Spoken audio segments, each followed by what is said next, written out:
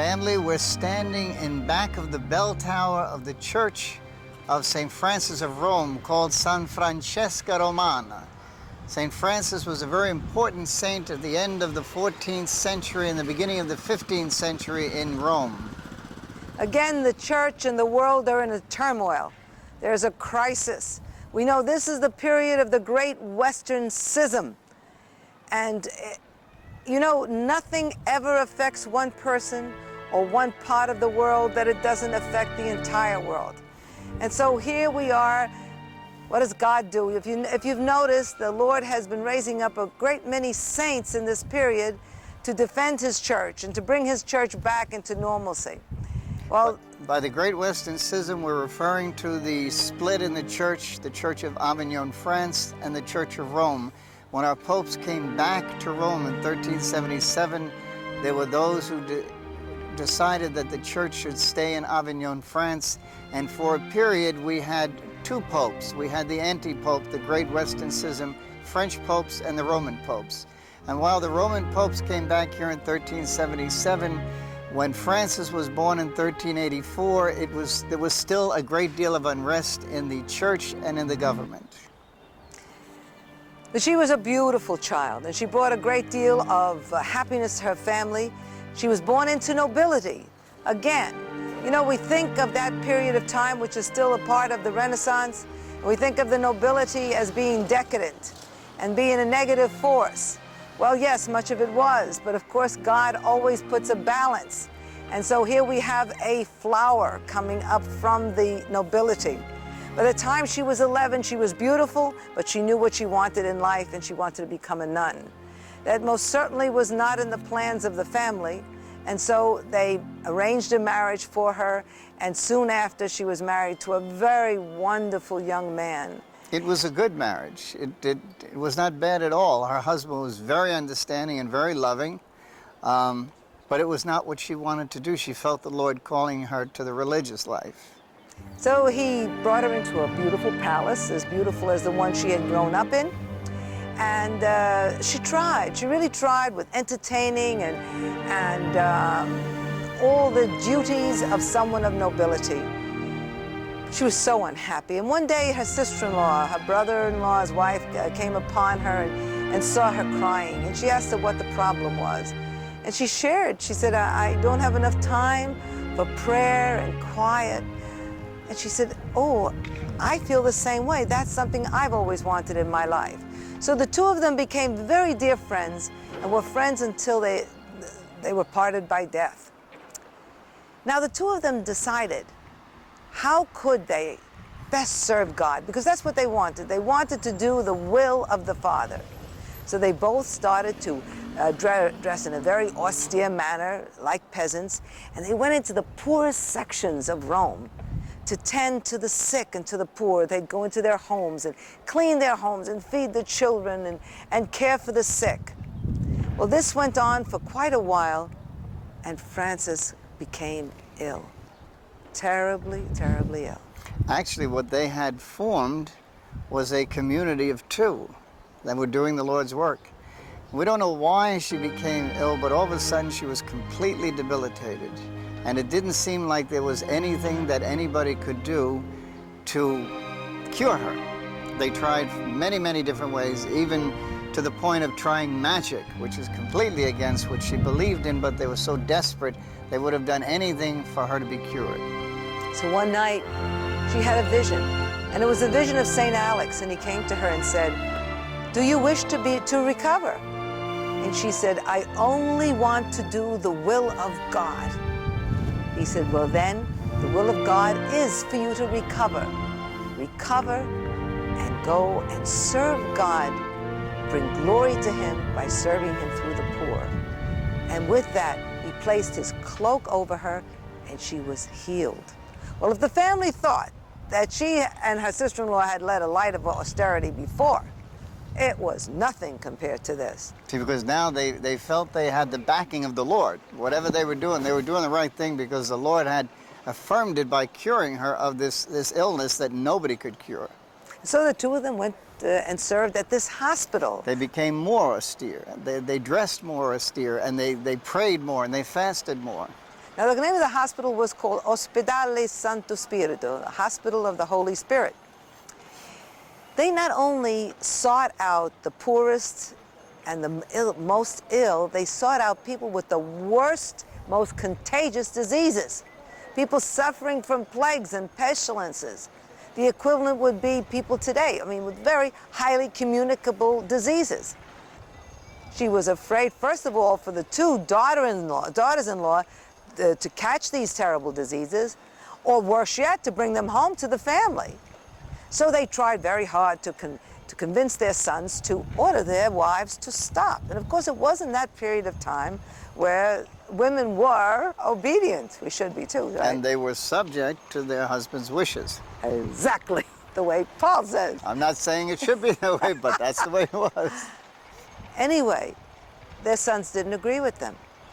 Although their sons were not of their mind and heart in this, they felt that their wives had a right to do this as they truly believed it was God's will.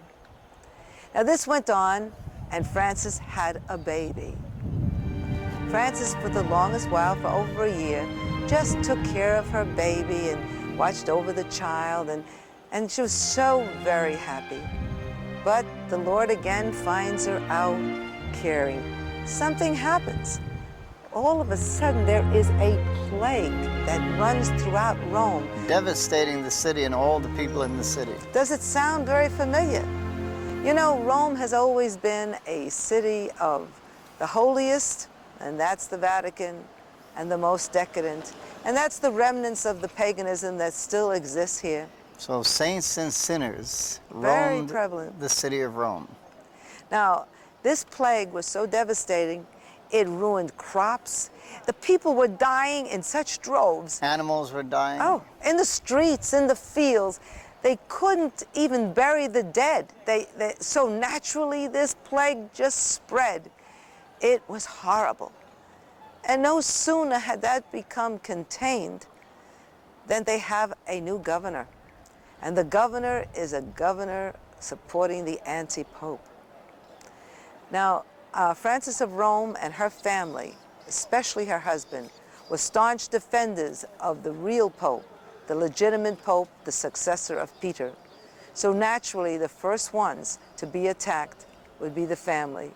Her husband was taken into custody, along with her precious son. Okay, Lorenzo had to flee the city.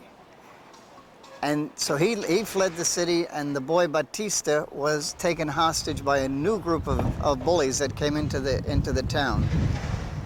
Miraculously, he was able to escape, and he joined his father, but the two of them had to leave the city, leaving Francesca and her other two children, Evangelist and Agnes, with her.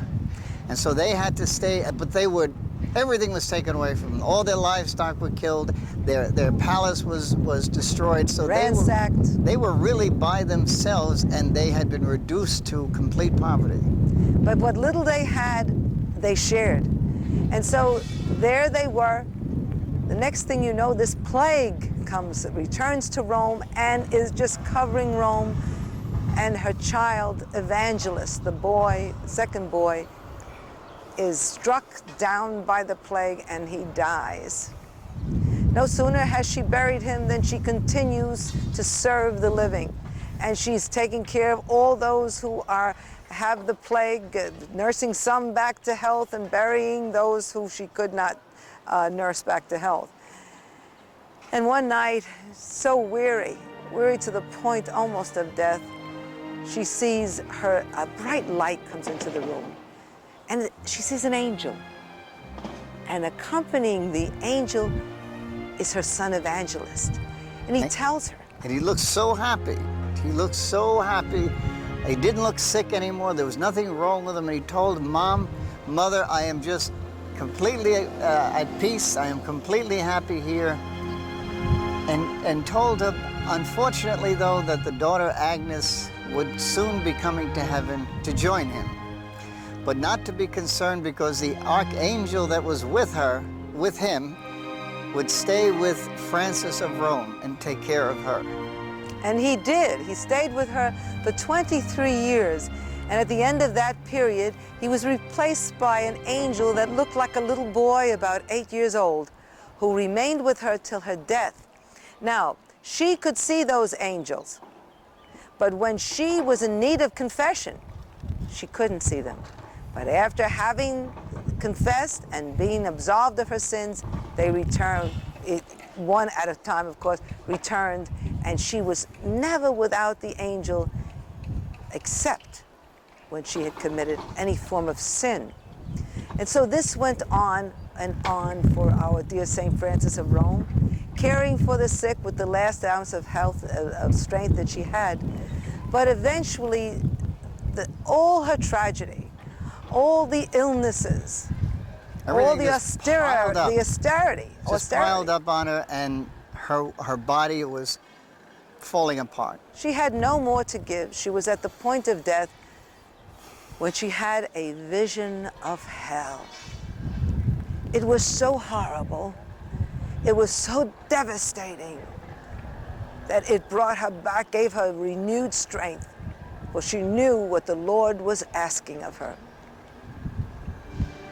After Frances had had the vision of hell, our Lord asked her to enter into purgatory, to the different depths of purgatory, so that she could understand the suffering that the poor souls in purgatory were experiencing, and offer all her prayers and sufferings for the poor souls in purgatory. And so her little heavenly guide, the little tiny angel, looked no more than 8 years old, took Frances by the hand, and they entered purgatory. Now what Frances writes is, and you have to remember, as we tell you over and over again, that all these things are written under obedience to a spiritual director. This was very painful for her to write about these experiences. So Frances writes that in purgatory, although it was dark, it was not as dark as hell.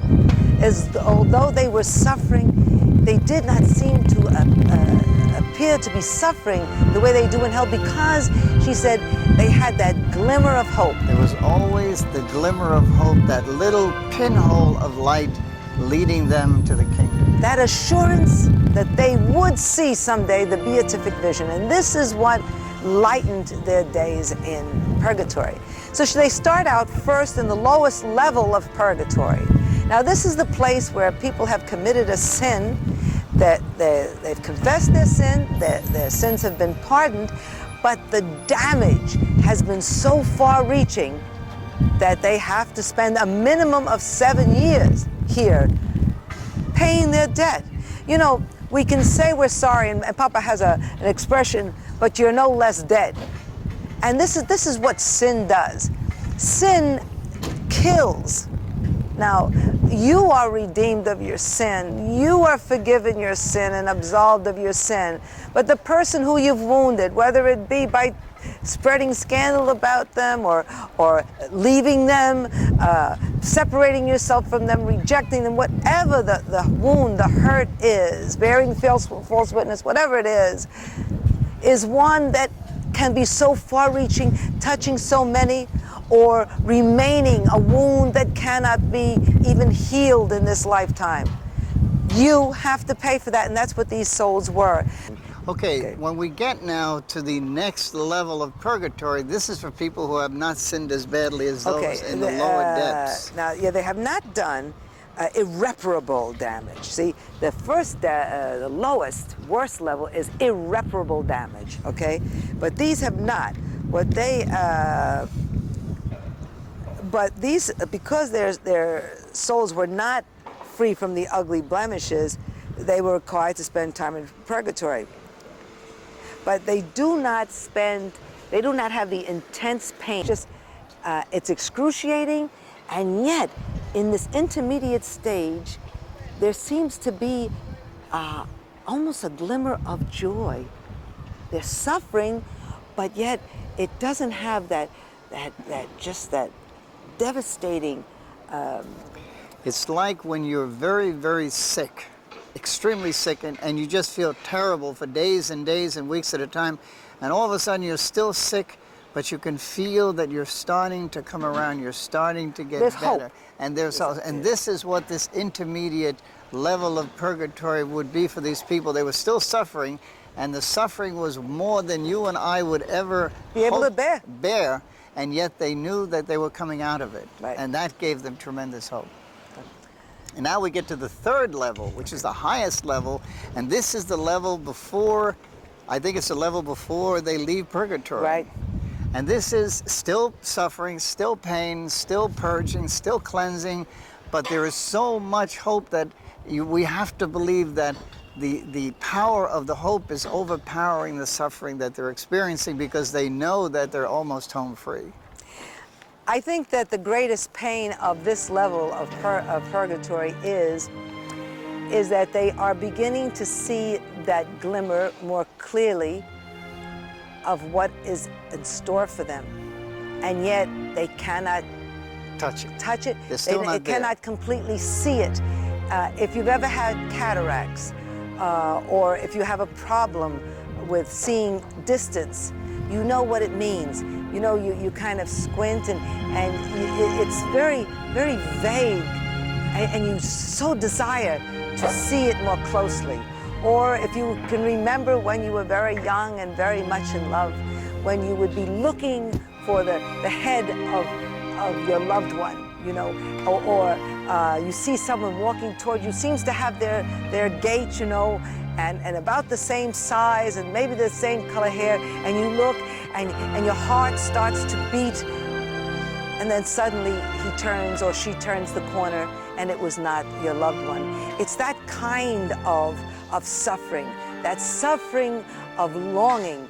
And many of the souls in purgatory say that this is the worst suffering that they encountered, was worse than the physical pain that they had, was this longing to see Jesus. Remember that they saw him once.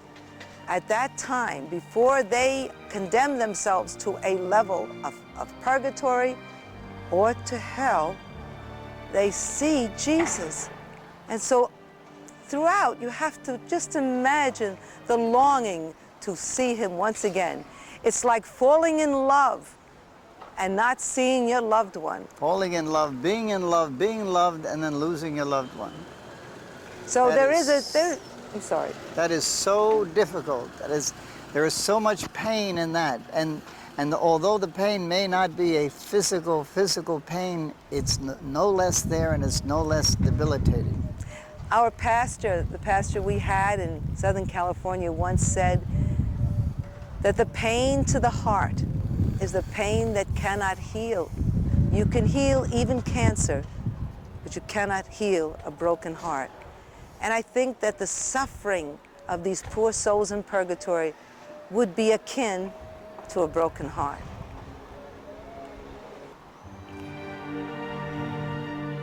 In the year 1414, Pope John the 23rd of the anti-popes, the Avignon popes, convened a council, the Council of Constance. And in this council, it was determined after 45 sessions that Gregory the 12th should step down, and that John the 23rd should cease being Pope, the anti-pope. They were to vote for a successor to Peter, and there would be one Pope, which would end the Great Western Schism. So John the 23rd was deposed, and Gregory the 12th agreed to step down. And so our new Pope, the smoke came up from the chimney, and our new Pope was Pope Martin V. With that, the hostilities basically ended, and all the people that had fled Rome were able to come back. Lorenzo came back and Battista came back, but Lorenzo by this time was spiritually and almost completely physically defeated. He had been defending the Roman popes for many, many years, and now he was just plain worn out. He had been the leader against all the forces that had attacked the papacy, but he had no more to give. And so his dear wife tended him carefully and joyfully and tenderly. And oh, he had always loved her, but he loved her so very much more But in that love, he realized that at last he had to give her her freedom. Francis asked Lorenzo to free her from the marriage bond and to live as brother and sister. And he agreed to do this because he knew that the Lord has such powerful work for Francis to do, that she needed her freedom. He asked that she continue to live under his roof, which she did until he died. And she took care of him as much as she had ever taken care of them, with as much love as she had always given him. Now, still caring for her beloved Lorenzo and her family, she started to form a community of women who would help her with this work, because she was attracting people. Word had gotten out, and they could see the good that was being done. Tremendous amount of miracles were taking place. She was given the gift of healing, and people were flocking to her for healings of illnesses that they had, and they were being cured through the intercession of, through the work of St. Francis. Many young women started to come to her. So she formed a community. This had been a vision that she had had for many, many years. And these women were to take no vows. They were to still remain in their own homes, but they would be dedicated to serving God, to doing the will of the Lord by serving the poor. And so she started with her little company, and it was something to see, because these selfless women asked for nothing but to serve their dear Lord. Well, this continued on and on. And you know, like with Don Bosco, sometimes there's just no more to give. And dear Lorenzo, who tried to stay on as long as he could, just gave up his spirit one day and went to the Father. Now our dearest saint is without spouse. Her son is grown, he's married, no longer needs her. She goes to live with this community of women together, and she continues to serve for 7 years. The end of that time, she has really, her step has gotten much slower. It's more difficult to get up out of bed. She needs a cane to hold her up. This one day, she wants to go and see her son and her daughter-in-law. And you know, we have an old saying amongst the Italians that those who are going to the Father will go and visit all their loved ones before going. Well, she's on her way to see her son and her daughter-in-law, and she could barely make it, but she got there and spent time with them. But as she was returning, her confessor saw her, and she was at the point of death. And so he insisted that she be carried back to her son's home. And so she was. And she died in her son's home in the presence of this beloved son Battista, whom she had named after John the Baptist. Now, during her lifetime, all the work that she did, she used all the gifts that the Lord had given her and her husband, the palaces that they had lived in, she used to help take in the poor and take care of them when they were sick. After her husband died, she also used whatever they had so that she could help the poor. So some of these palaces that you see in back of us were similar to the palaces that Francis of Rome. It's like the Lord said, okay, this is what you need for the work that I have for you to do, so let me give you this building that you can live in and work in and take care of my sick people. Her last words were, "The angel has finished his task. He beckons me follow him home." Can you imagine an angel bringing us home? What a gift. Could you just envision at the end of your life or my life that our Lord Jesus and our Mother Mary are going to send our angel to us to bring us home? Her body was processed through the streets of Rome. She was a saint as soon as she died. To Santa Maria Nuova, Saint Marie New Church, which means it probably comes from the 15th or 16th century. And there, throngs and throngs of people, those who had been healed, those whose families she had reconciled, those whom she had counseled, those for whom through her, miracles had come to pass, and those coming seeking miracles. Fill the church, hour upon hour, as they just processed past the body of the saint, who they now proclaimed Saint Francis of Rome, Saint Francis Romana, which means the Roman saint. Francis was immediately proclaimed a saint by the people of Rome, but she was officially canonized by the church in the year 1608. And the church where she had been laid out, Santa Maria Nuova, was renamed Santa Francesca Romagna, St. Francis the Roman, and is now the place where her body is laid out and her shrine is. We love you. You know, you have consistently asked us to write and give you programs about laity, role models for you in the world. Here is a role model.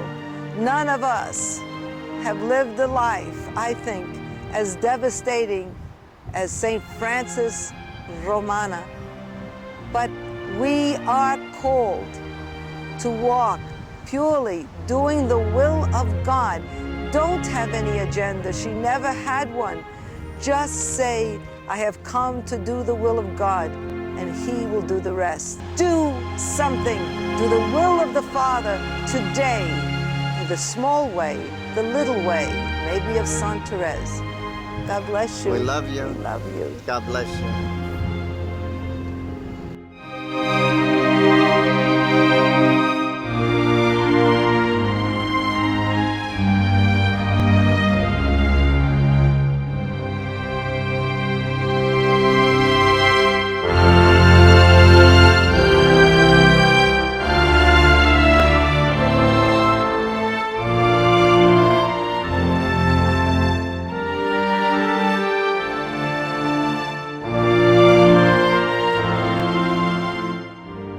Thank you, family, for watching.